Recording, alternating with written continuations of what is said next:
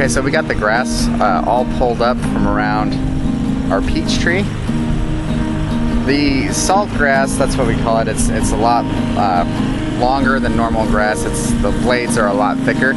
We call it salt grass. That stuff, its roots really tend to just intertwine and go all over the place, especially if you've got some good mulch, like these wood chips that we've got around here.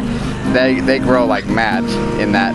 And so when we were pulling them up, there was just roots all over the place. You want to make sure that those roots don't get to your tree. But as you can see, we pulled it all up, and Rachel was a sweetheart and mulched all this while I was out running some errands. But now we're going to try to get to as many of our other fruit trees as we can, doing that same thing.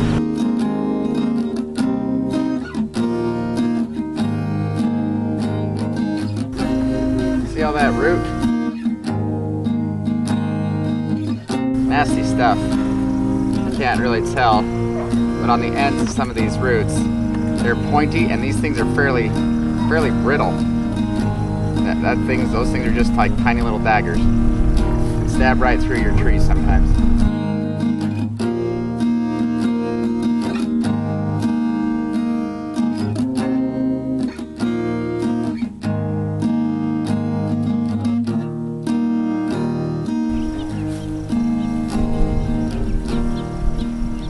Now the roots may grow like crazy in the mulch, but the upside is that for the most part, those things come right up really nicely. Look at all that root.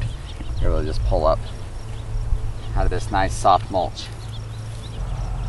One of the errands I ran while I was out was picking up more fruit trees. The guy that owns the place out there, he runs the place out there, he's very informative, very educational experience talking to him about fruit trees. But he was saying what you want to make sure you're doing with the branches as you're deciding which ones to cut off, says that you want 45 degrees or greater. This bigger branch that's coming off, you notice it's coming off this thick one at more of a 90-degree angle. Fruit starts to grow on that. That's going to be able to bear that load a lot better. Each one of these little bud areas where the leaves are starting to come out, each one of them has the potential to become a branch eventually. It could become that if that's what you train it to do. And he says you just try to keep that 90-degree angle, and as you can see, he told me as the tree branches grow out, if you start off at a 90-degree angle, as they grow out, you can see eventually they start to grow back up. You don't necessarily want that because that's not going to be supporting much weight of fruit as the fruit comes on. So he says what you want to do in an effort to try to maintain that 90-degree angle is all these different places where you can tell it's not going to be growing in that direction. You just clip those off, and he says if you wanted to find a branch where it is a good angle, that branch right there, that one's growing more horizontal, more of the 90-degree angle that we want. He was saying, okay, so what he would do would be to get that bud, come to just this side of it where it continues to extend on past it,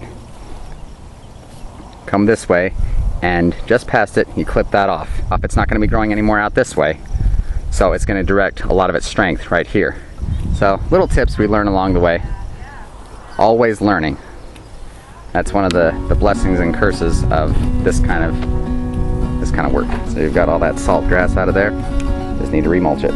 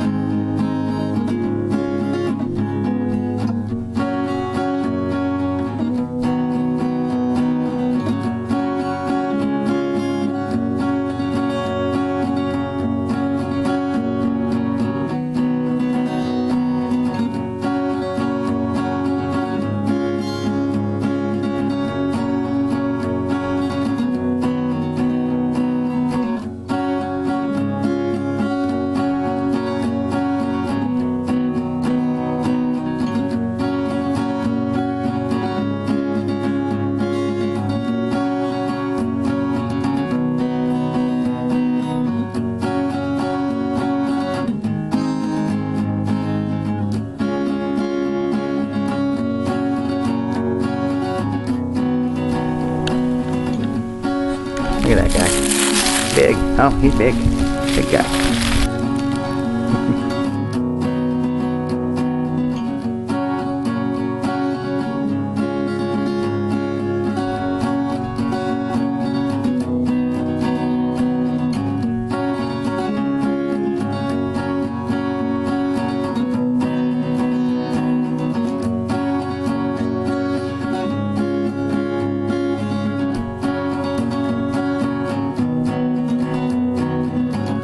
This right here is why we have our cats. Every once in a great while they remind us why they're still here. Thank you, Caddy. Good job, Caddy. That's wonderful.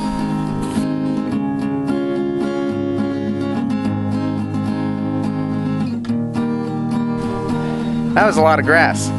Now all that we have left to do is to put some fresh wood chips around these guys, put the cages back around them, and we are done mulching the fruit trees for the year.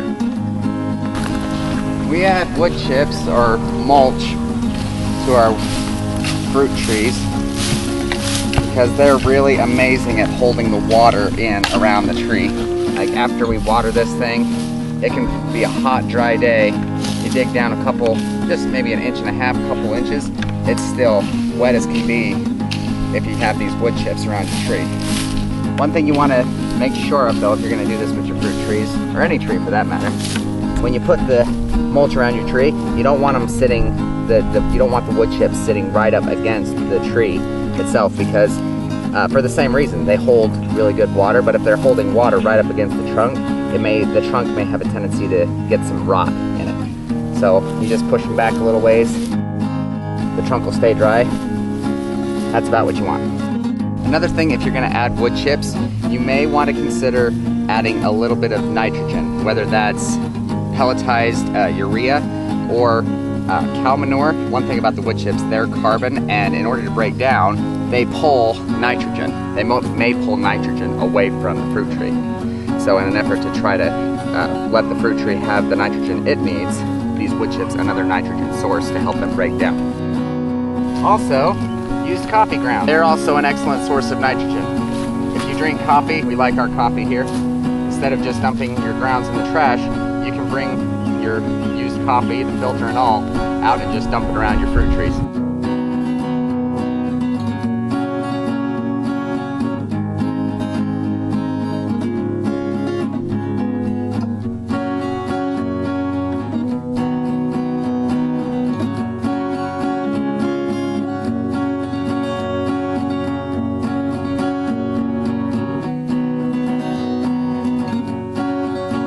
Another thing, if you don't happen to have ready access to wood chips, you can also use straw or even hay. Hay is a little bit more, has a tendency to create more weeds. You might have more weed seed in it, but it can also hold the moisture next to the ground. And one nice thing about straw and hay is that they break down much more readily than the wood chips.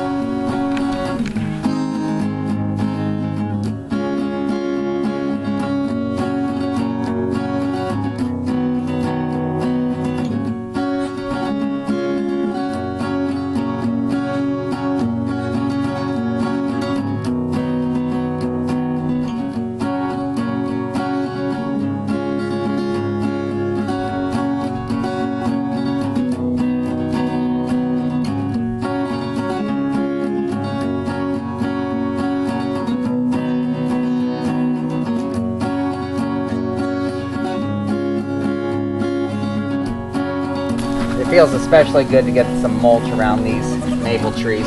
Let me show you what the other one looks like. We just barely got done with this one. Before we mulched that other maple tree, this is what it looked like. You see the bare dirt around there? And when we would try to water it, the water would just run everywhere. And there would be some that would soak into the ground, but not a whole lot. Well guys, I think we're gonna call that a day. All of our fruit trees and even our shade trees are now mulched and weeded, and we just need to put some cages back around our fruit trees, and I think we can call that good for probably the year, or at least until we get another good pile of wood chips. But until then, that's the end of that project. Thanks for coming along with us and seeing how we do that. So Hope you like this video, and don't forget to subscribe to our channel, and we'll see you next time. Keeping it simple on the homestead.